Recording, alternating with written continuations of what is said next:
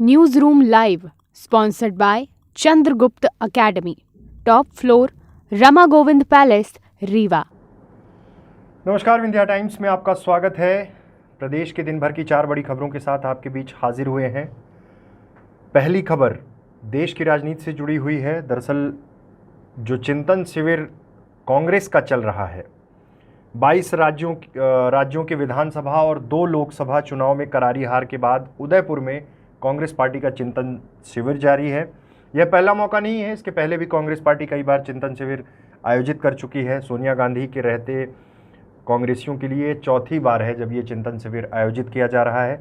शिविर में 1 family 1 ticket के फॉर्मूला लागू करने की घोषणा की गई। इसके अलावा प्रदेश अध्यक्षों और जिला अध्यक्षों का टर्म भी फिक्स कर दिया गया है। अनुशासन को लेकर भी सख्त फैसले लिए जाएंगे। एक परिवार के एक ही व्यक्ति को टिकट दिया जाएगा। हालांकि 5 साल संगठन में काम करने पर परिवार के लोगों को भी टिकट दिया जाएगा। ये नियम कांग्रेस बनाने जा रही है, ऐलान भी हो चुका है। जिला अध्यक्ष और राज्य कार्यकारिणी के सदस्यों का टर्म फिक्स होगा। 5 साल पद पर रहने के बाद 3 साल तक कोई भी पद नहीं मिलेगा। अनुशासनहीनता बर्दाश्त नहीं की जाएगी।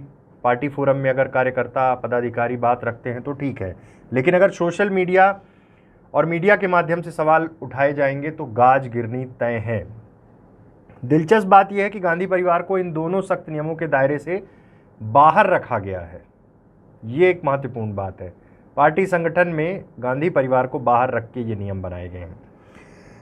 सोनिया गांधी ने शुरुआती भाषण में कहा कि यह कर्ज चुकाने का वक्त है और नेता अपनी इच्छाओं को छोड़कर पार्टी के लिए काम करें। सोनिया गांधी की स्पीच के बाद उदयपुर से लेकर दिल्ली तक सियासी गलियारों में अब एक ही सवाल तय रहा है कि क्या उदयपुर में शिविर लगाकर सत्ता में कांग्रेस उदय कर पाएगी या नहीं। तमाम तरह के बदलाव की कोशिश है, परिवर्तन की कोशिश है। G23 जो एक ग्रुप बना था कांग्रेस के अंदर, उसके तमाम सदस्य वहाँ मौजूद हैं। फिर से राहुल गांधी को अध्यक्ष बनाने की भी कवायद हो सकती है, ये चर्चाएं भी होंगी। और क्या कुछ चिंतन के बाद क्या मंथन होता है, ये देखना बहुत दिलचस्प होगा। राजस्थान में कांग्रेस की सरकार है और अब 2 ही राज्य ऐसे हैं और छत्तीसगढ़ में, लेकिन यहाँ पर भी तमाम चर्चाएं शुरू होती हैं। राजस्थान में चाहे सचिन पायलट को लेकर हो या छत्तीसगढ़ में TS सिंहदेव को लेकर हो। खैर, ये कांग्रेस का चिंतन है और मंथन में क्या निकल कर आएगा ये भविष्य में देखना बहुत दिलचस्प होगा। मध्य प्रदेश में आज स्टार्टअप नीति का वर्चुअल शुभारंभ हुआ। प्रधानमंत्री नरेंद्र मोदी ने मध्य प्रदेश स्टार्टअप नीति का शुभारंभ किया है। प्रधानमंत्री स्टार्टअप करने वाले युवाओं से संवाद कर रहे हैं। PM मोदी युवाओं के उनके स्टार्टअप अनुभव, संघर्ष और चुनौतियों को लेकर बात कर रहे हैं। उन्होंने इस पूरे आयोजन में कहा कि 2014 में जब हमारी सरकार आई थी तो देश में 300-400 के आसपास स्टार्टअप थे। आज भारत में स्टार्टअप की दुनिया ही बदल गई है। आज हमारे देश में करीब 70,000 नए स्टार्टअप हैं। तमाम वो एग्जाम्पल्स दिए जब से उनकी सरकार है, 2014 से लेकर अब तक जो इनिशिएटिव लिए गए, युवाओं से बातचीत की है और उनका बैकग्राउंड पूछा और ये जानने की कोशिश की कि कैसे इस पूरे जो स्टार्टअप कर रहे हैं कैसे आगे बढ़ेंगे। मध्य प्रदेश के मुख्यमंत्री ने भी कहा कि हम तमाम वो सुविधाएं प्रदेश के युवाओं को देंगे। और देश को लेकर जो प्रधानमंत्री ने कहा कि दुनिया ही बदल चुकी है। करीब 70,000 नए स्टार्टअप हुए हैं। कोविड काल में भी बहुत सारे स्टार्टअप हुए, बहुत सारे स्टार्टअप बंद हुए, इसलिए चुनौतियाँ देश के सामने कई हैं। कोशिश ये रहती है कि सरकार की ओर से तमाम वो मदद मिल पाए। मुख्यमंत्री ने भी तमाम ऐलान किए कि हम हर वो कोशिश जिससे युवाओं को सहूलियत मिल सके वो सब कुछ यहाँ करेंगे। 13 क्लस्टर में 5 स्टेट के अंदर काम कर रहे हैं, प्रधानमंत्री का कहना है।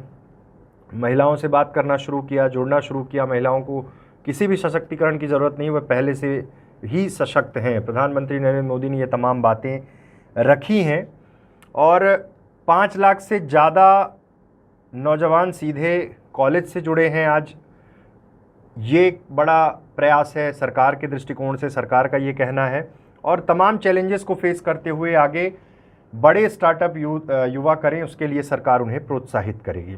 तीसरी खबर की बात करते हैं। इंदौर में करोड़ों की ठगी करने वाले कॉमर्स के प्रोफेसर अभय मूंगी को पुलिस ने गिरफ्तार कर लिया है। आरोपी ने अपने स्टूडेंट से 15 करोड़ की ठगी की है। उसने छात्रों को रुपए दोगुने करने का लालच दिया था, जिस पर स्टूडेंट ने आसानी से भरोसा कर करोड़ों रुपए निवेश कर दिए। इसके बाद वो फरार हो गए थे। उसके बाद उन ठगे हुए स्टूडेंट्स ने आरोपी के खिलाफ रिपोर्ट लिखाई है। MIG थाना प्रभारी अजय वर्मा के अनुसार 2 साल पहले विजयनगर थाना क्षेत्र के कैपिटल रिसर्च नामक एक फर्जी एडवाइजरी कंपनी खुली थी जिसमें आरोपी प्रोफेसर अभय मूंगी ने इंदौर सहित आसपास के जिलों के स्कूली छात्रों व कई लोगों से रुपए लगवाए थे। फिर वो फरार हो गए। हाल ही में पुलिस की सूचना मिली कि बड़वा में अभय मूंगी परिवार से मिलने आए हैं, जिसके बाद MIG थाने की पुलिसकर्मियों के साथ वहां पहुंची। 10,000 रुपये के इनामी आरोपी अभय मूंगी को गिरफ्तार कर लिया गया है। शिक्षा देने का जिसका काम है, प्रोफेसर जब इस तरह की हरकतें करने लगे, 15 करोड़ रुपए छात्रों से जुटाए थे फर्जी कंपनी, उसके बाद फरार हो गए। 10,000 का इनाम हुआ और अब पुलिस ने उन्हें गिरफ्तार कर लिया है। आखिरी खबर की बात करते हैं। सिवनी के सिमरिया गांव में गोहत्या के आरोप में 2 आदिवासियों की पीट कर हत्या कर दी गई थी। गृह मंत्री डॉक्टर नरोत्तम मिश्रा ने यह दावा किया कि प्रथम दृष्टया लग रहा कि मृतकों के पास से बरामद मांस गाय का ही था। ऐसे में सवाल भी खड़े हो रहे हैं कि क्या आदिवासी गौमांस खाने लगे हैं। इसके पहले सिवनी जिले में जब यह घटना हुई मॉब लिंचिंग की, जिसको लेकर मध्य प्रदेश की सियासत गरमाई हुई थी, सिवनी में बीते 4 साल में 430 से ज़्यादा गौ तस्करी, हत्या जैसी घटनाएं सामने आई हैं। स्थानीय लोगों का कहना है कि नेशनल हाईवे और महाराष्ट्र बॉर्डर नज़दीक होने के कारण सिवनी गो तस्करी का बड़ा केंद्र बनता जा रहा है। इसके पीछे कौन लोग काम कर रहे हैं, सीधे तौर पर उनका नाम अब तक सामने नहीं आया है। लेकिन जो नरोत्तम मिश्रा ने कहा, इस बात की क्या गारंटी है? प्रथम दृष्टया उन्हें ऐसा लगा। गृह मंत्री का ये बयान है, अब इस पर भी सियासत शुरू हो गई है। आगे आने वाले समय में इस पर कांग्रेस क्या आरोप लगाती है, क्योंकि कांग्रेस ने साफ तौर पे ये कहा था कि आदिवासियों को कांग्रेस को वोट देने की सजा सरकार दे रही है। तमाम संगठन जो सरकार से जुड़े हुए हैं, बीजेपी से जुड़े हुए हैं, वो लोग ऐसा कर रहे हैं। ये कांग्रेस का आरोप था। लेकिन फिलहाल अब इस मामले में आगे क्या कुछ खुलासे होते हैं, ये देखना बहुत महत्वपूर्ण होगा। ये थी प्रदेश के दिन भर की 4 बड़ी खबरें। ऐसी तमाम खबरों के लिए आप बने रहिए विंध्या टाइम्स के साथ। बहुत बहुत धन्यवाद। News room live sponsored by Chandragupta academy, top floor, Rama Govind palace, Rewa.